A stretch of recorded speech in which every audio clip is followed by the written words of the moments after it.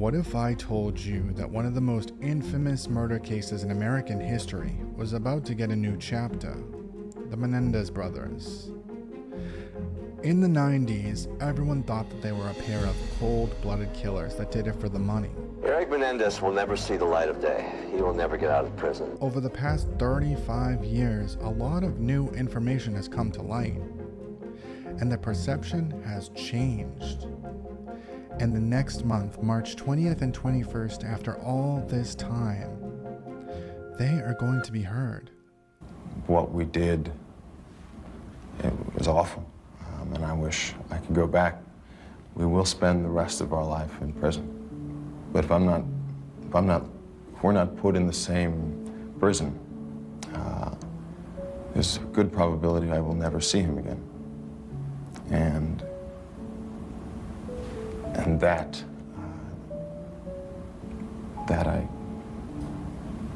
some things that you cannot take, and there's some things that you can endure. With everything taken away, it would be the last, it's the last thing you can take. They were separated after this interview and had no contact for 22 years.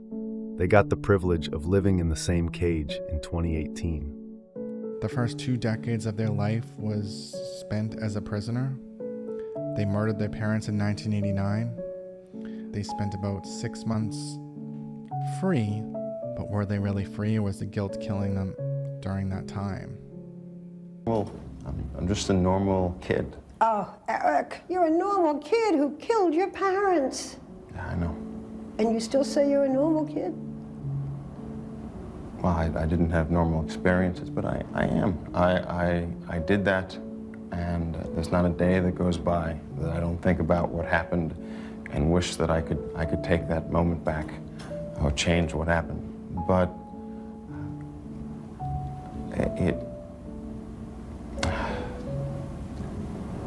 it's hard to live with that. This may actually be the first time in their lives that they will not be prisoners if they are released. There are 2 things happening on March 20th and 21st. There is the habeas corpus, free the body, meaning they need to be released because there's new evidence that if it were presented at their trial, would have changed the outcome. The second piece is the resentencing. California laws have changed, and there are a lot of new things that if they were sentenced today, even under the same circumstances, they would not have gotten such a harsh sentence. A big one is that they were under the age of 25 when they committed the crimes. Those crimes are eligible for parole at half of the time served. And then we have the family, who also happen to be the victims because they are relatives of Jose and Kitty Menendez, who were killed, have made themselves loud and clear. They have been to visit George Gascon, the outgoing DA, and they have just recently gone to LA again to meet with Nathan Hochman, the new DA. Lyle and Erik have already paid a heavy price, discarded by a system that failed to recognize their pain. They have grown, they have changed, and they have become better men despite everything that they've been through. It's time to give them the opportunity to live the rest of their lives free from the shadow of their past. But the irony, the lone relative that does not support the Menendez brothers' release, Milton Anderson.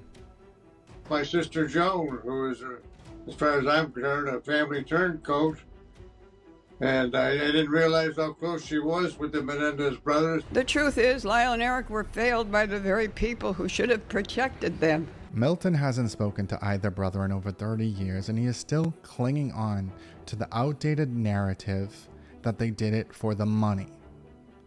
Not 1 jury, not 2 jury, but 3 juries rejected that claim because there was no evidence of it. And what is the thing that Milton Anderson put in his motion as an opposition for the brothers' release? They did it for the money. It's as simple as that. But there's never been any evidence to prove that. There was a $5 million life insurance policy that Lyle was well aware that Jose needed to take a physical for. Now, if they had just waited a couple of days for him to take that physical, they would have been $5 million richer. And Jose made a comment to Lyle saying, "Kitty really wants me to get that physical. Do you think she's planning something?" So the brothers knew that he had not taken this physical yet. And, if it was for the money, why not wait? And wouldn't you know it, Kathy Katie, Milton Anderson's attorney, helped Nathan Hochman get elected. She was part of his campaign. Mr. Anderson firmly believes that his nephews were not molested. He believes that that is a fabrication, and he believes that the motive was pure greed. Does Milton Anderson think he knows more than the nieces and nephews who stayed with the family? And between the ages of 6 and 8, did your father have sexual contact with you? Yes. And how did it start? Did he still strike you as a happy child? No. Did you feel that you were being purposely excluded? Yes, I did. He asked me if my dad ever gave me massages. He would say, "Come on, Erik, I'm going to give you a massage so you can warm up." Well, he told me his father was massaging his dick. He used that word? Yes, he did. As soon as Jose took either one of the boys into their room, the door was locked behind him. And Kitty made it very clear that she did not go down the hallway to listen or go near that door. After tennis matches, we would come home. Jose and the two boys would go into the shower in their room. He would put me on my knees and he would guide me. He proceeded to indicate to me by touching himself down and saying that his dad and him had been touching each other down there. At some point, did he do some other things to you? And did he try to anally penetrate you with something else? He did. And what was it? He raped me. I went and got Kitty and brought her downstairs and told her what was going on. And she took Lyle and brought him back upstairs. Did you cry?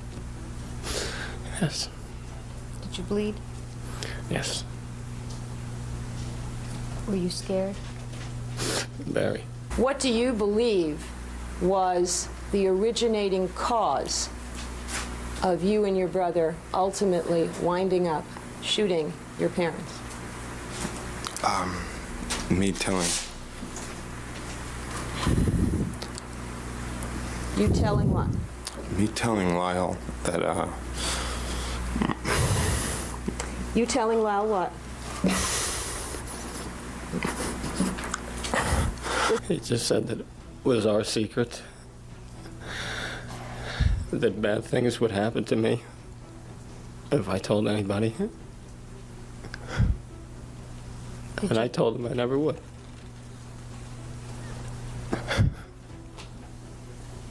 That you telling Lyle about something that was happening. my dad.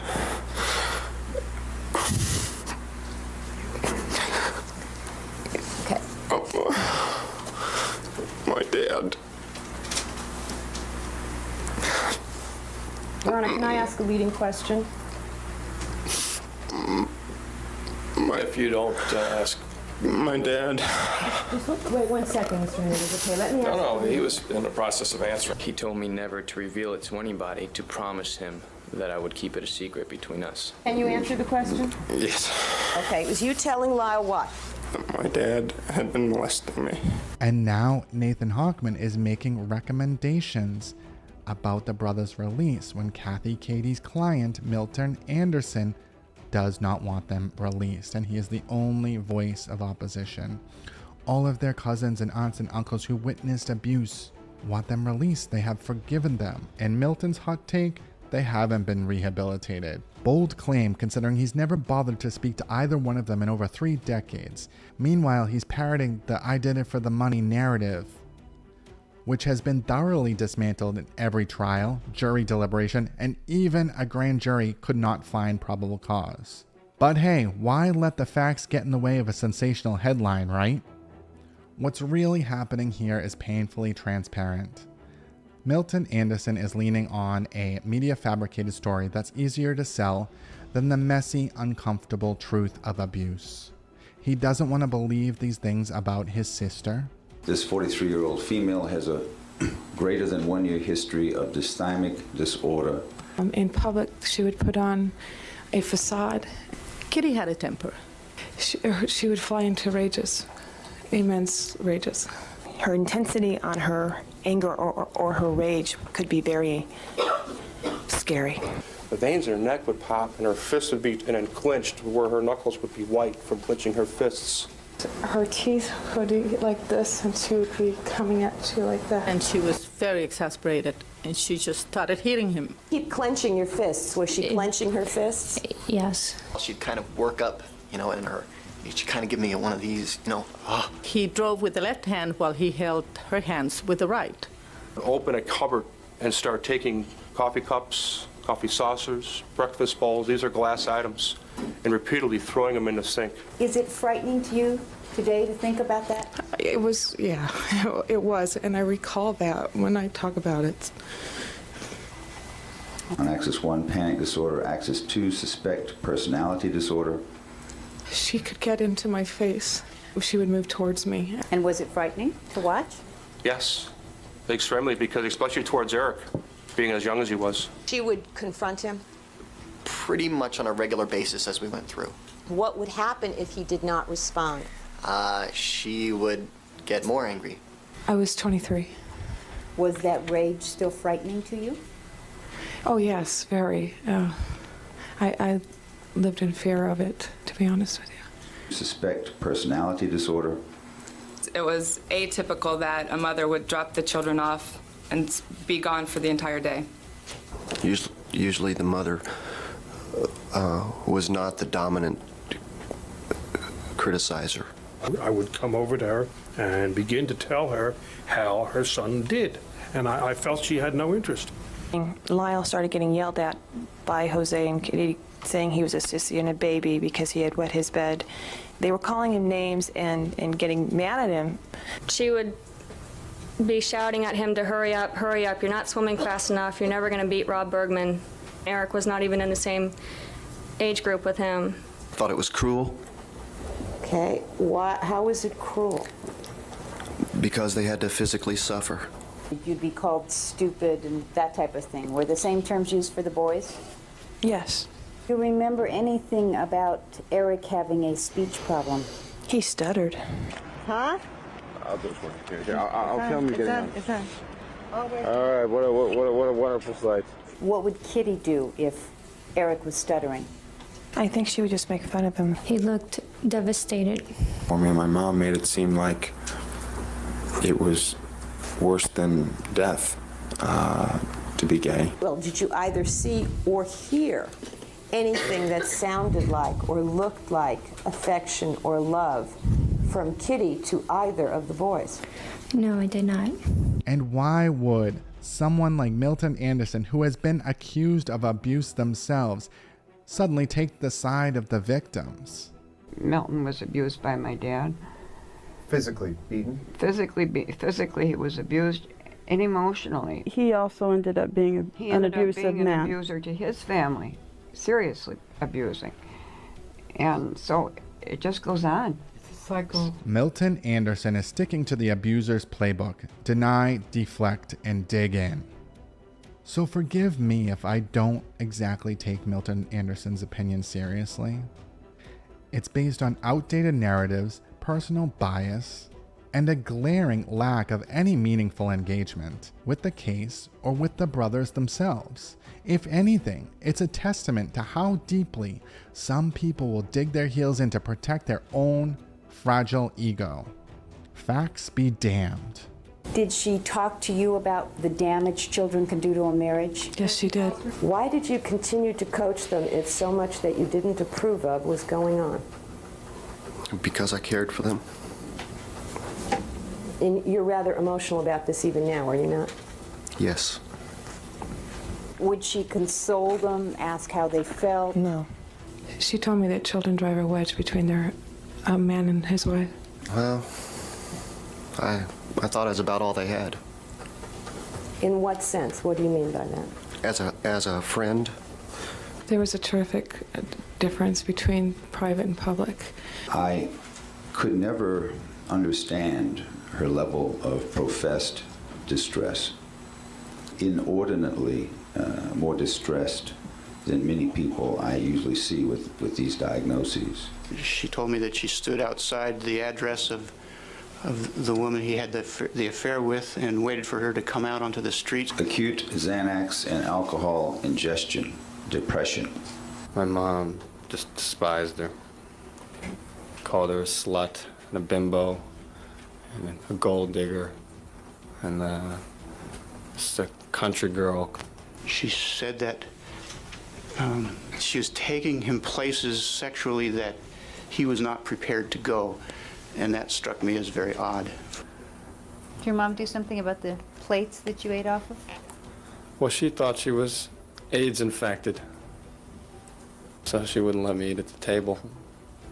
So I ate on paper plates in the den. This would not have been a suitable wife for the family. It would not have been a trophy for the family, and that's what they wanted to see in a daughter-in-law. Milton has chosen to double down on deflection and blame, a true master class in the avoidance of accountability. And the legacy he's leaving behind, it's a masterpiece of bitterness and denial. Future generations will look back and look at Milton Anderson and say that is exactly how you do not want to live your life. Bravo, Milton. What a way to be remembered. So the resentencing is a lot more simple.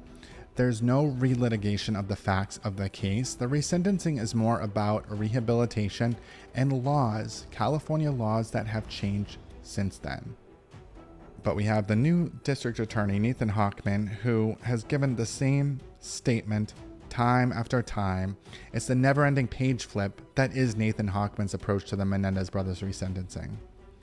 Every time he opens his mouth, we hear the same tired refrain. I have thousands of pages to review, jail files, transcripts, blah, blah, blah, and I'm going through every single bit of it. Yet somehow it seems like he's perpetually stuck on page 1. Menendez case in particular, what that has involved is reviewing thousands of pages of confidential prison records to analyze the rehabilitation aspect of resentencing. It has involved reviewing thousands of pages of trial transcripts from 2 months-long trials. It has involved talking to all the different prosecutors who've been involved with the Menendez case. The rest of us are over here wondering if he actually is reading anything, or if he's just using this as a delay tactic so he can find some bit of dirt to base the opinion he's already made. I hope not. It's been a few months and you'd think that Hochman has finally reached the page where George Gascon left off, where he pointed out their exemplary prison records. Because, spoiler alert, that's not new information. Lyle Menendez, the so-called violent psychopath, which Hollywood has been milking for about 35 years, including last year's display of monsters, has never been in a single fight. Not one. In fact, they had to move him into the special needs yard because even when people were confronting him and attacking him, he would not fight back. Now that's a stark contrast in how he's been portrayed in almost every single movie and documentary we've seen about the Menendez brothers for 35 years. Why wouldn't people just want to tell the truth? Why do people want to bend the truth to fit it into a clean little narrative? Well, so that people can understand, so that they can turn this tragedy into entertainment.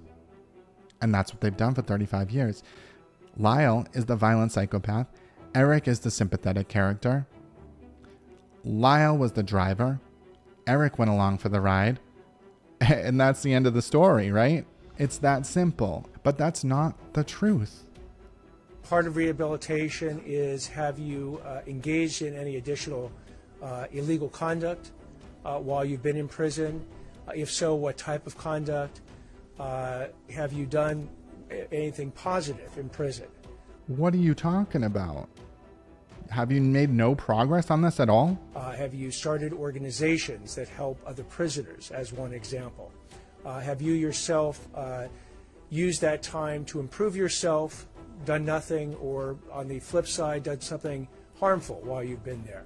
Meanwhile, Erik is over here playing Florence Nightingale, working with hospice patients, and conducting meditation seminars to help other inmates heal. Psychopath energy, right?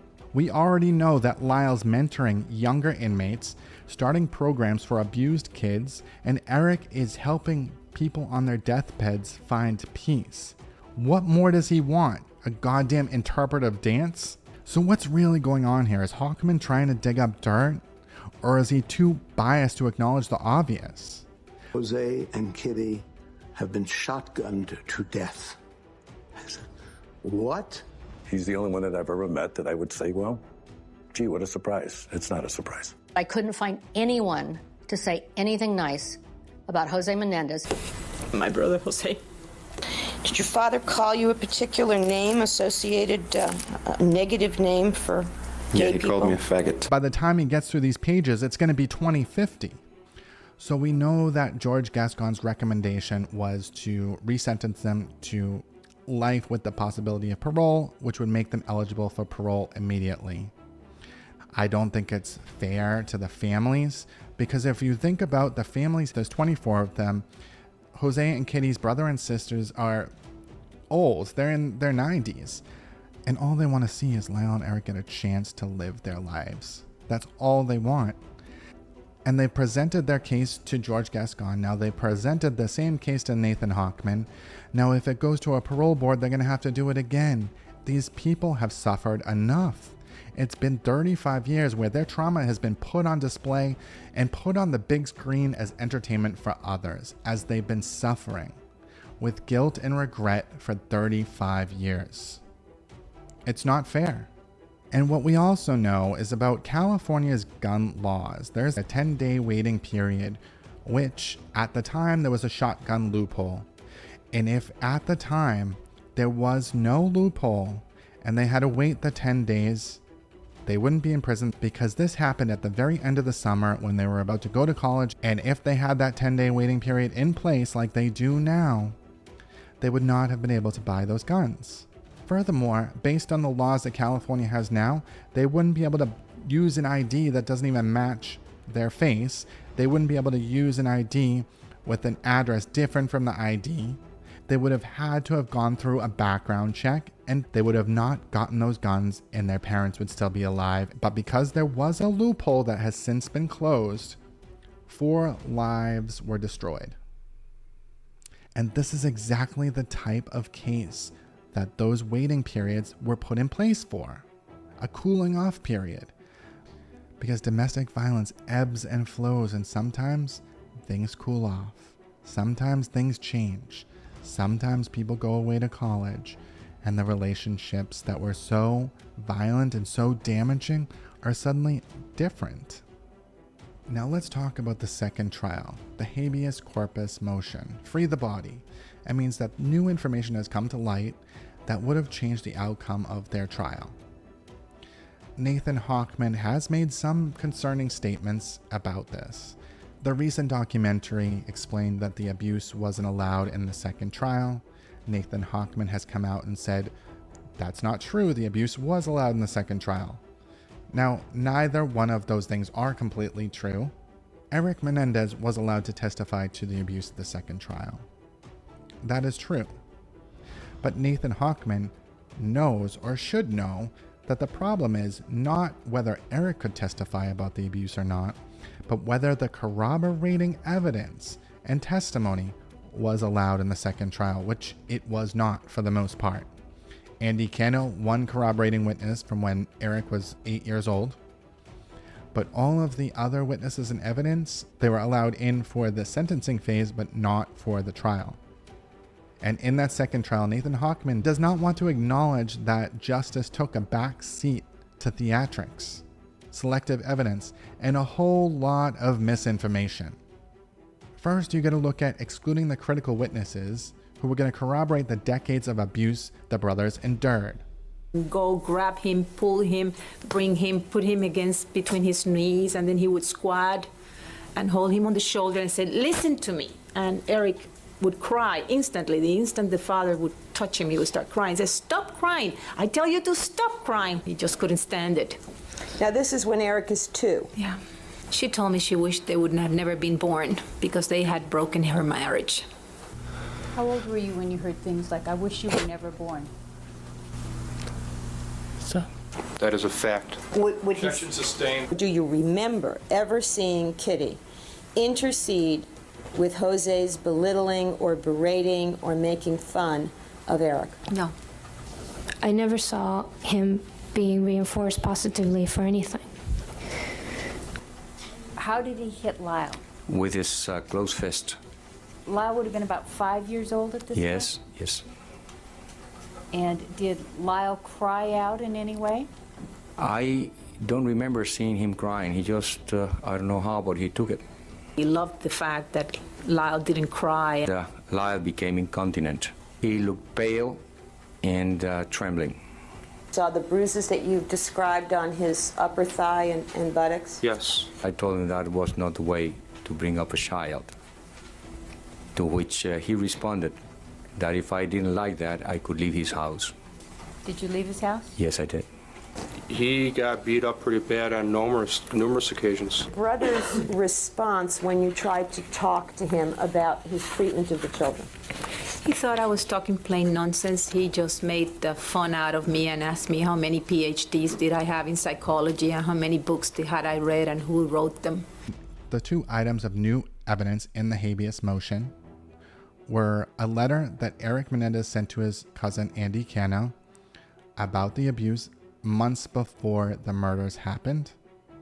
And the second item is one of the Menudo band members has come forward saying that Jose Menendez raped and drugged him, further proving Jose's abusive tendencies and propensity for young boys. Each of those items alone might not tip the scales, but together it's pretty compelling. Together with all of the testimony that was excluded from Diane Vandermolen saying that Lyle told her that his father was touching him down there when he was about 9 years old.